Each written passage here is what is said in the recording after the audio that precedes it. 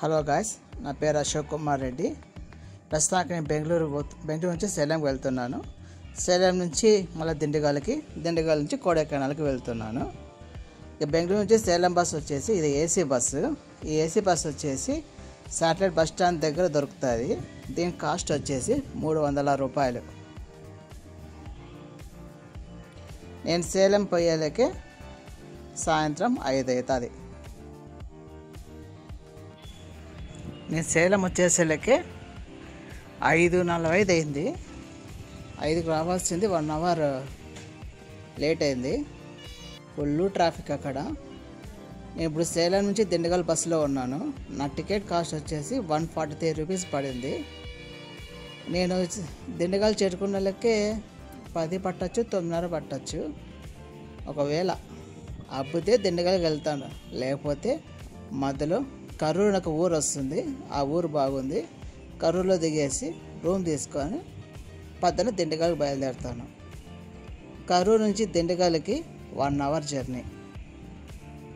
పొద్దున్న 6 గంటలకు స్టార్ట్ చేస్తే 7:30 కల్లా దిగిపోతాను. అక్కడ తినేసి దిండిగల్ నుంచి డైరెక్ట్ ఇంకా కొడైకెనాల్కి బస్సు ఎక్కేస్తాను.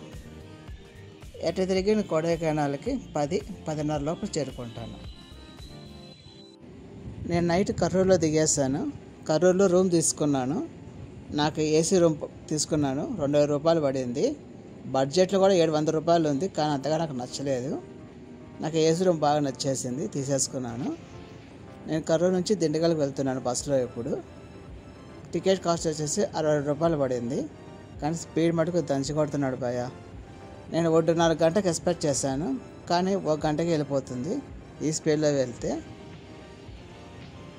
దారిలో హోటల్ వచ్చింటే ఆపినారు. ఇక్కడ కుర్కురేలు బిస్కెట్లు వేస్తున్నారు కాకులకి. అవి వచ్చి తింటున్నాయి. చూడడానికి వ్యూ బాగుంటే పెట్టినాను. ఇక్కడ తినేసి నేను దిండిగల్కి 7:30 అట్లా చేరుకునేస్తాను. ఈ పిల్లి కూడా బాగుంటే ముద్దగా వీడియో తీశాను. నేను దిండిగల్ చేరుకునేలకే 7:20 అయింది కరెక్ట్. తర్వాత దిగుతానే డైరెక్ట్ బస్సు దొరికింది కొడైకెనాల్కి. నా టికెట్ కాస్ట్ వచ్చేసి 85 రూపాయలు పడింది, కానీ టికెట్ కండక్టర్ వచ్చేసి ఎప్పుడో చిన్నప్పుడు కొడతారే పేపర్ మీద అట్లా కొట్టి ఇచ్చినాడు. పర్లేదు, బాగానే ఉంది.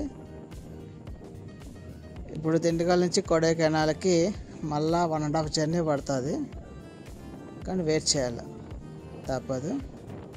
ఇక్కడ దిండిగల్కి వచ్చే లొకేషన్ దగ్గరలో ఉన్నాము. దగ్గరలో ఉన్న లొకేషన్ ఇదే అన్నమాట. ఓకే, మనం వచ్చేసాం దిండిగల్కి. ఇక్కడ నుంచి డాల్మన్స్ కేవ్ అంట, 4 కిలోమీటర్ దూరంలో ఉంది ఇక్కడ. కానీ బస్సు ఈ రూట్ పోదు, డైరెక్ట్ బస్ స్టాండ్కి వెళ్ళిపోతుంది. ఈ రూట్లో పోదు, ఇది వేరే రూట్ అనమాట. ఈ లొకేషన్ చూడండి ఎంత బాగుందో. ఇదే దిండిగల్లో ఉండే లొకేషన్స్ అన్నీ కూడా నాకు చాలా బాగా నచ్చింది. ఇప్పుడు మీకు సిల్వర్ కాస్కెట్ ఫాల్స్ అని ఒక వాటర్ ఫాల్స్ వస్తుంది. ఈ పోయేదారిలో మీకు చూపిస్తాను. స్లో మోషన్లో తీశాను. అదిగోండి వాటర్ ఫాల్స్ అదే. మీకు ఇంకా దగ్గరగా చూపించడానికి మళ్ళా లాస్ట్లో రిటర్న్ వచ్చినప్పుడు దిగినాను, వీడియో కూడా తీశాను. చూడండి, ఇదే సిల్వర్ కాస్కెట్ ఫాల్స్. ఫాల్స్ అయితే బాగానే ఉంది చూడడానికి. వర్షాలు పడుతున్నాయి కాబట్టి నీళ్ళు బాగానే వస్తున్నాయి. లాస్ట్లో ఎండింగ్లో తీసినాను ఇది, అందుకే దీంట్లో అటాచ్ చేసేసాను. మళ్ళీ ఎందుకు చూపించాలని ఇప్పుడే మొత్తం అంతా చూపిస్తున్నాను. ఫాల్స్ ఇట్లా ఉంటుందని. ఓకే, నేను బస్ స్టాండ్ చేరుకునేకి 10:30 అవుతుంది. అక్కడ మీకు ట్యాక్సీ కావాలని అడిగినారు. నేను ట్యాక్సీ ప్రిఫర్ చేయలేదు, ఎందుకంటే లేట్ అయింది కాబట్టి. గ్రూప్ టూర్ ప్రిఫర్ చేసినాను. నా గ్రూప్ టూర్ వచ్చేసి 500 పడింది. దీంట్లో వచ్చేసి నాకు Coaker's Walk, Guna caves, pillar rock, Bryant Park, ఇవి 4 చూపిస్తారు. ఫస్ట్ పోతానేది కోకర్స్ వాక్. వ్యూ ఇది. నేను పోయిన చోట వాతావరణం బాగానే ఉంది. ఫాగ్ ఎక్కడో పడుతుంది కానీ పూర్తిగా ఫాగ్ పడలేదు, చూడడానికి బాగానే ఉంది. మీకు ఇంకో రూట్ చూపిస్తాను, దీనికైనా ఇంకా బాగుంటుంది వ్యూ.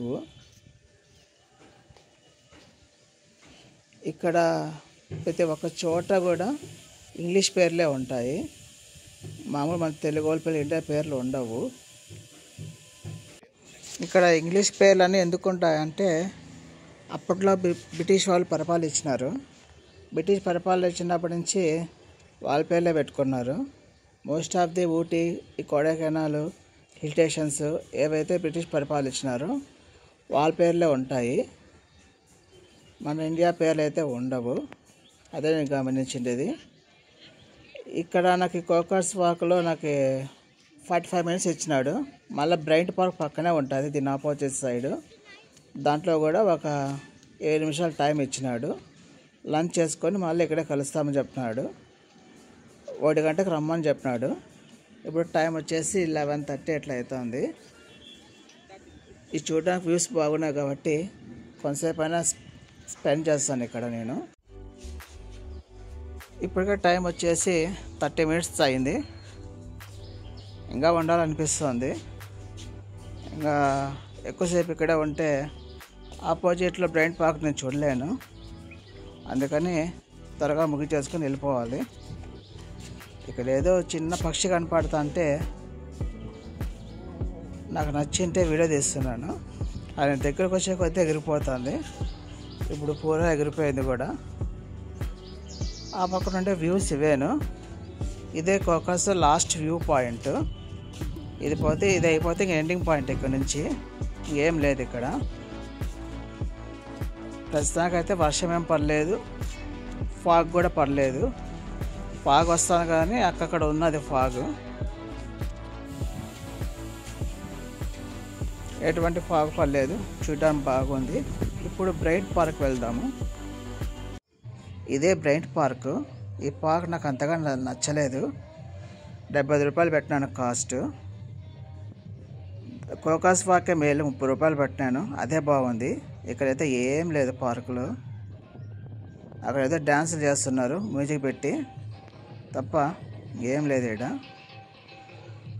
మీరు రావాలా వద్దనేది మీ ఒపీనియన్. నాకు నచ్చలేదని మీకు నచ్చదని అర్థం కాదు కదా. సో నాకు నచ్చలేదు కాబట్టి దీన్ని వెనక్కి వెళ్ళిపోతున్నాను, ఇక్కడ ఉండడం లేదు. ఇంకా నెక్స్ట్ వీడియోస్ ఉన్నాయి. గుణా కేవ్స్, పిల్లర్ రాక్, మనువన్నర్ లేక్, పొండి, అది నెక్స్ట్ వీడియోలో వస్తాయి. సబ్స్క్రైబ్ చేసుకోండి.